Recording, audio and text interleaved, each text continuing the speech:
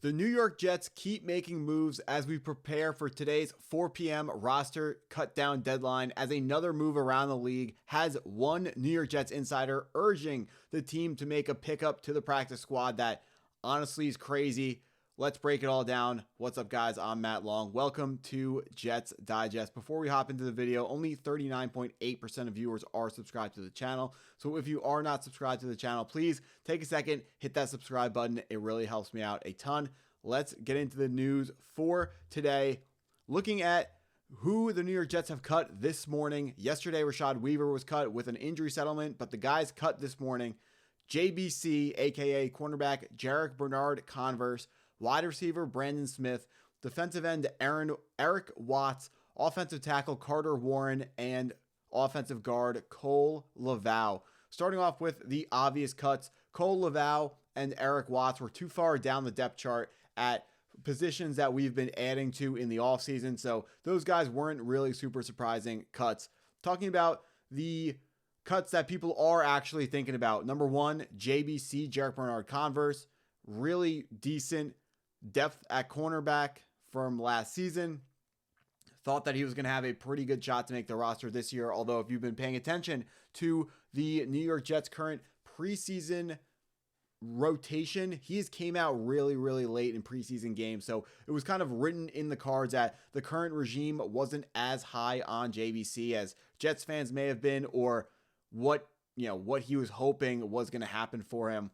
Any of these moves that are a little bit head scratching, we can have no doubt that there are off the field things at play. I'm not going to call them issues, because when a player plays pretty well on the field but is still cut for the New York Jets, it doesn't mean that they themselves have off the field problems. It could be someone who's lower on the depth chart who is a worse player right now. Aaron Glenn thinks he just has the right type of mentality and the right type of mental makeup, which is going to be the right culture that Aaron Glenn wants on the team, which is why Darren, Mougey, and Aaron Glenn might choose to keep worse players around in those depth positions. Because think about it, JBC, if everything goes right, how much was he really going to play? Even a locker room guy could be more important, because the number one thing for Aaron Glenn this season is shifting the culture for the New York Jets. So off the field stuff matters a whole lot when it comes to depth positions. Starters, I don't expect that to be as much of an issue, but if you are a problem off the field, that's when it is a problem. If you're a starter who gets cut and everyone goes, "What happened?" we can be confident it is an off the field issue. Carter Warren is someone who, an offensive tackle out of the University of Pitt. I believe he was taken in the 5th round in 2023, taken one round, or maybe even the same round as his teammate Israel Abanikanda out of the same college. Carter Warren's name has been floated around in trade talks. We know Darren Mougey has been very active searching the trade market, getting deals done, sending defensive tackles or a defensive tackle out, bringing back some more defensive tackles. We know that our team has been active in the trade market, but it looks like the media was higher on Carter Warren's trade value than the NFL was. So unfortunately, that trade was not possible. If we look for, I actually don't have a comment from Rich Cimini about that cut, but Rich Cimini did say something about Carter Warren wasn't able to win the swing tackle job for the New York Jets, so he got cut. If you don't know, swing tackle is kind of like a third backup tackle. So you have your left tackle and your right tackle, and then a swing tackle is going to be your third best tackle, who is a backup, and if either the right or the left tackle get hurt, you would fill in at that position. So you practice a little bit at left, a little bit at right. You're not going to be as good as the starters, obviously, which is why you're a backup, but you're someone there with more versatility. So Carter Warren was not able to take over that role, and now he is no longer with the team. One of the wide receivers who was a very strong contender for the final wide receiver slot on this New York Jets team was wide receiver Brandon Smith. I believe he led the New York Jets in the preseason in receptions. I know that stat was correct up until at least halfway through the Philadelphia Eagles game. I don't think that has changed since then. However, Brandon Smith's play on the field was not enough to secure him a roster spot with this current regime. Rich Cimini came out and said the New York Jets have waived wide receiver Brandon Smith. Sources confirm, as at R. Dunleavy said, played well enough to make the 53, could return on the practice squad. Now, I definitely agree that he did play well enough to make our 53-man roster. If a team is strong or even average at wide receiver, I don't think Brandon Smith is going to be making their 53-man roster. So I would say it is a very safe projection to imagine that we will see Brandon Smith back with us on the practice squad, and I'm happy to have him back. He seems like a hard worker. He seems like someone who could have some potential to make the bottom of the depth chart next year, or if anyone, which it's football, people are going to get hurt.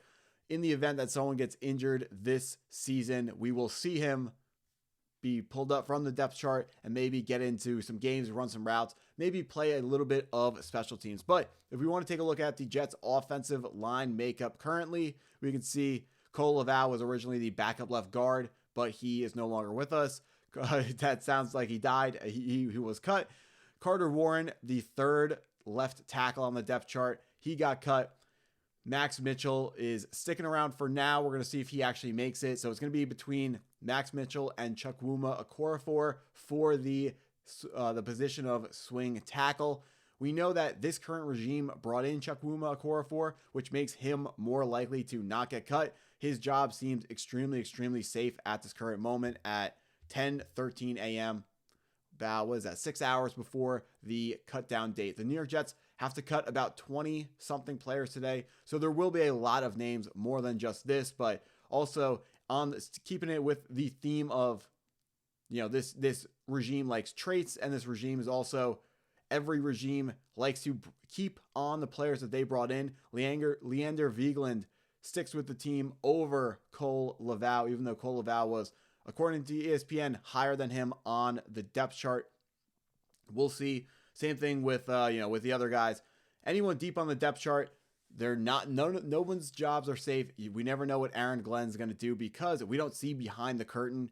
All these guys, when you're a deep backup for the New York Jets, your off the field stuff and your locker room habits and how you handle yourself, that is going to be just as important as what you do on the football field. But let's get into our final piece of news for this morning. I'm sure there will be a ton more news coming out today. Going to be stuff coming out all day, all around the NFL. But coming from the other New York football team, the New York Football Giants, coming from Adam Schefter, NFL Insider, the New York Giants have released quarterback Tommy DeVito per source. Now, Rich Cimini put out a tweet saying, "I know others have mentioned this as well, but I think he'd be a good add for the Jets practice squad. They like Cook and can keep him too, but DeVito has game experience.